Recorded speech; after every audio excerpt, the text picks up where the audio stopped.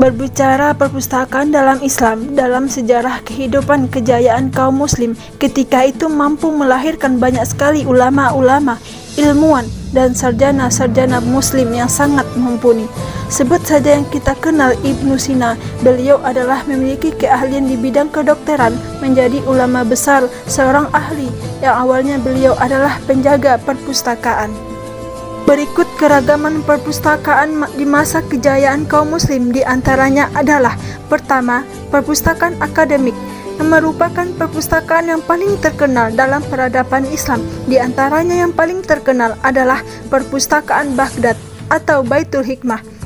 Baitul Hikmah tidak hanya berfungsi sebagai perpustakaan menyusun buku, namun juga sebagai pusat penelitian dan perbendaharaan ilmiah yang paling bernilai dalam pemikiran Islam. Sebagai pusat peterjemahan, menjadikan pusat peterjemahan ilmu-ilmu yang datang dari luar Islam, ilmu-ilmu yang datang dari luar bahasa Arab, kemudian dia terjemahkan ke dalam bahasa Arab, menjadi tempat pengkajian, menjadi pusat ajang diskusi.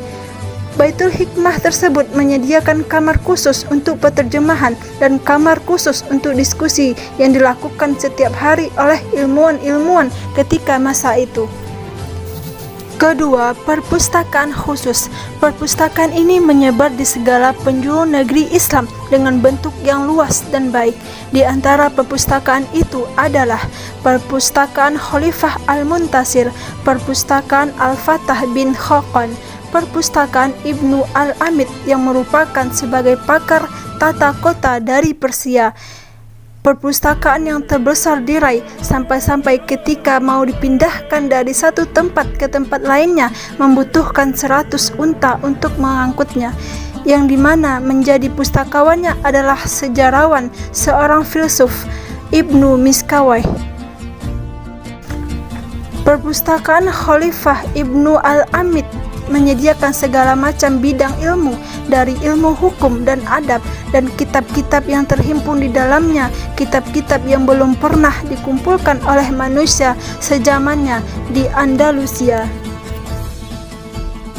Ketiga, perpustakaan umum merupakan dasar peradaban yang memelihara peninggalan-peninggalan peradaban manusia dan kegemilangannya, melampaui berbagai negara dari berbagai penjuru tempat, jenis, pemerintah, profesi, dan peradaban. Di antara contoh perpustakaan ini adalah Perpustakaan Cordova yang didirikan oleh Khalifah Al-Umami Al-Hakam Al-Muntasir tahun 350 Hijriah atau 961 Masehi.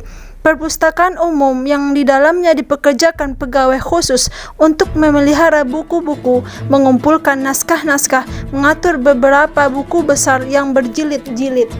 Keempat, perpustakaan sekolah. Nuruddin Mahmud membangun sekolah dan perpustakaan di Damaskus, dan begitu pula dilakukan oleh Salahuddin. Sementara Khodi Al-Fadil, Menteri Salahuddin, membangun sekolah di Kairo dengan nama Al-Fadilah. Beliau memberikan hadiah kepada sekolah itu sebanyak 200 jilid buku yang diambil dari koleksi buku di Al-Abidiyina, serta sekolah di Marwa, perpustakaan termegah, pintu-pintunya terbuka untuk semua kalangan. Kelima, perpustakaan masjid dan universitas.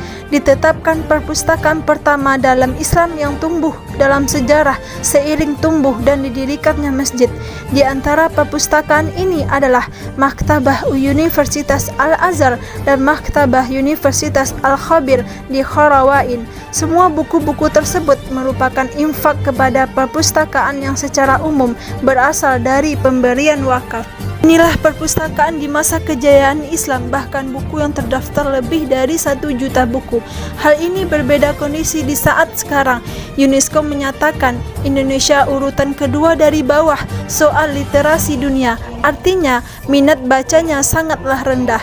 Hal ini sangat begitu minim perhatian kaum muslim terhadap perpustakaan-perpustakaan Islam, terhadap daftar-daftar pustaka yang berasal dari Islam.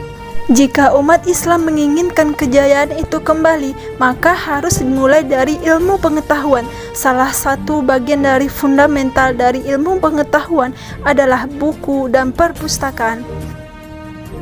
Karenanya, mau tidak mau, kaum muslim harus membangun tradisi keilmuan yang kuat dan literasi yang andal melalui perpustakaan-perpustakaan sebagai jendela peradaban yang pernah mencapai puncak keemasan di masa silam.